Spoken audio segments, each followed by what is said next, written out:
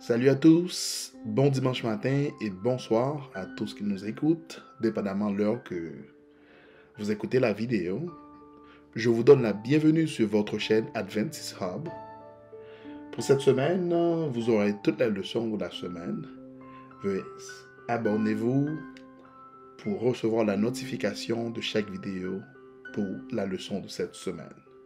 Alors, je vous souhaite encore bienvenue.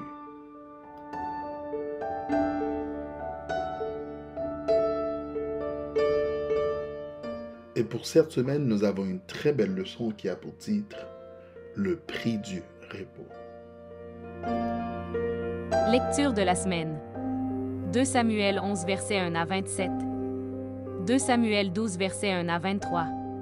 Genèse 3 versets 1 à 8. 1 Jean 1 verset 9. Le verset à mémoriser pour cette semaine est très connu qui se trouve dans Psaume 51 verset 10. Ô Dieu, crée en moi un cœur pur, renouvelle en moi un esprit bien disposé. Psaume 51 verset 10. Je répète. Ô Dieu, crée en moi un cœur pur, renouvelle en moi un esprit bien disposé. Psaume 51 verset 10. Beaucoup de gens semblent désespérés de trouver un peu de paix et de tranquillité. Ils sont prêts à payer pour cela également. Dans de nombreuses grandes villes, il existe des chambres libres d'accès à Internet qui peuvent être louées à l'heure. Les règles sont strictes, pas de bruit, pas de visiteurs. Les gens sont prêts à payer pour s'asseoir tranquillement et se contenter de réfléchir ou de faire une sieste. Dans les aéroports, il est possible de louer des cabines de sommeil ou de se procurer des écouteurs pour réduire le bruit.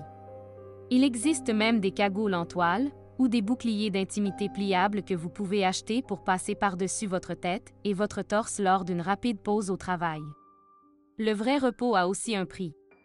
Alors que les doreurs d'images des médias d'auto-assistance voudraient nous faire croire que nous pouvons déterminer notre propre destin et que le repos n'est qu'une question de choix et de planification, pourtant, du moins lorsque nous considérons cela honnêtement, nous réalisons notre incapacité à apporter le vrai repos à nos cœurs. Le Père Augustin, de l'Église du 15e siècle, l'a exprimé succinctement dans son célèbre livre Confessions volume 1, en considérant la grâce de Dieu. Tu nous as créés pour toi-même, et nos cœurs sont troublés, jusqu'à ce qu'ils puissent trouver du repos en toi. Cette semaine, nous nous pencherons brièvement sur la vie de l'homme selon le cœur de Dieu pour découvrir comment il a découvert le véritable prix du repos de Dieu. Vous étudiez cette leçon pour le sabbat du 24 juillet 2021.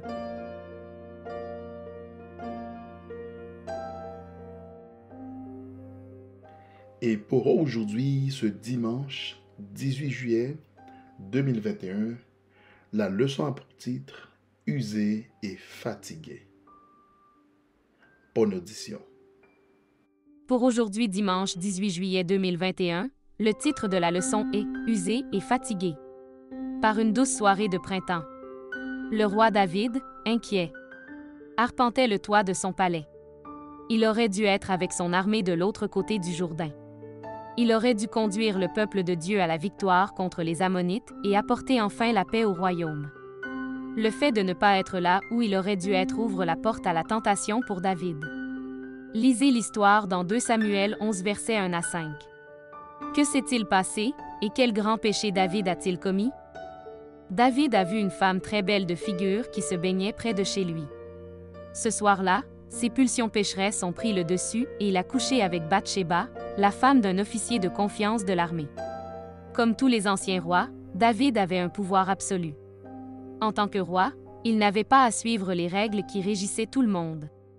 Et pourtant, l'histoire douloureuse de la famille de David qui suit ce moment de changement d'histoire nous rappelle que, même en tant que roi, il n'était pas au-dessus de la loi de Dieu.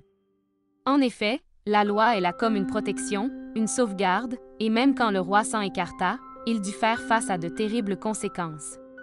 Dès que David a transgressé les limites de la loi de Dieu, il a commencé à ressentir les effets de son acte sur tous les aspects de sa vie. David pensait que son aventure passionnée était passée inaperçue, pourtant, Bathsheba était maintenant enceinte et son mari éloigné. Lisez 2 Samuel 11 versets 6 à 27. Comment David a-t-il essayé de dissimuler son péché? Même les plans les plus complexes de David pour ramener Uri auprès de sa femme Bathsheba échouent. Uri était un homme de réputation exceptionnelle qui a répondu aux subtiles allusions de David. L'arche et Israël et Juda habitent sous des tentes, mon seigneur Joab et les serviteurs de mon seigneur campent en rase campagne, et moi j'entrerai dans ma maison pour manger et boire et pour coucher avec ma femme. Finalement, un David désespéré s'en remet à un assassinat téléguidé pour couvrir son péché. Il est difficile de croire que David, à qui Dieu avait en donné, ait pu se rabaisser à un tel point. Peu importe qui nous sommes, quel avertissement devrions-nous tous tirer de cette histoire? Une nouvelle fois, merci d'avoir visité notre chaîne d'aujourd'hui et merci d'avoir écouté la leçon.